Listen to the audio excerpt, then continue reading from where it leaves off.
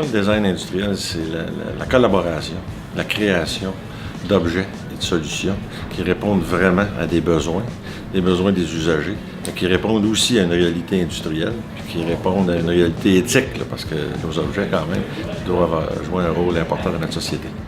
À mon avis, le design industriel, là, ça se rapproche un peu de l'architecture, mais plus aux côtés des objets. Donc, on va faire un peu un travail de recherche, mais vraiment axé sur l'objet, la fonctionnalité, l'ergonomie, là, vraiment pour que le client soit content. Le design industriel, pour moi, c'est une façon de faire profiter la population de notre créativité au moyen des produits qui va servir, en fait, à répondre à certains besoins de la population. Bien, le design industriel, ça concerne l'industrie. Donc, la machine-outil, la production industrielle, c'est le multiple, c'est des grandes quantités, c'est l'utilisation de la matière qui impose ses caprices de transformation.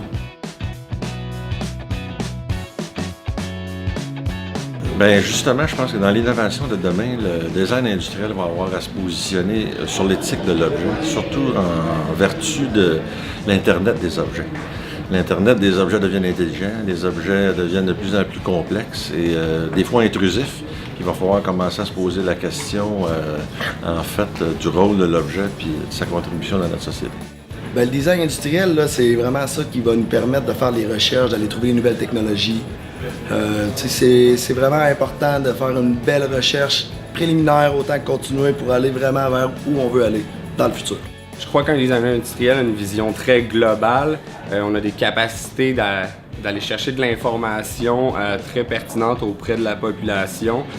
Puis notre but dans tout ça, c'est de créer des produits qui vont englober tout ça et qui vont faire avancer en fait les prochaines innovations.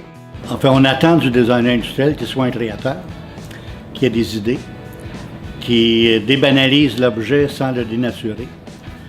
Et surtout, qu'ils conçoivent un objet qui soit un concurrent féroce à l'adversaire. Hein? Alors, il faut créer éventuellement le désir de posséder auprès du consommateur. Et si on réussit ça, on joue notre rôle de partenaire de l'industrie. C'est une belle expérience, on parle aux clients directement, on est en interaction avec des créatifs, des gens, puis c'est un bouillon où le vocabulaire, les activités, puis les passions permettent d'arriver à un résultat. C'est ça qui est important. Challenge 72, à ne pas manquer, c'est vraiment un rush de design intense avec une gang de pros, c'est parfait, bel événement. Personnellement, moi j'adore la formule, c'est très intéressant de travailler avec des gens qui arrivent de domaines complètement différents. Ce qui est le plus fun, je trouve, c'est qu'on est capable de faire des liens très forts entre nos professions, puis on arrive à développer sur des directions qui sont très proches entre chaque personne.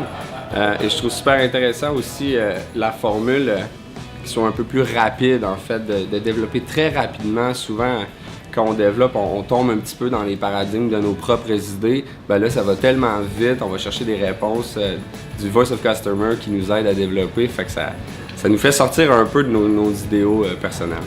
Je trouve ça formidable parce qu'en réalité, on met ces étudiants-là dans un contexte comprimé dans le temps.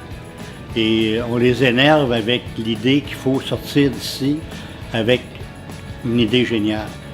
C'est très difficile d'avoir des idées géniales en 3 jours. Mais vivre l'expérience de la recherche dans un temps si comprimé, c'est un exercice qu'ils ne vont jamais oublier.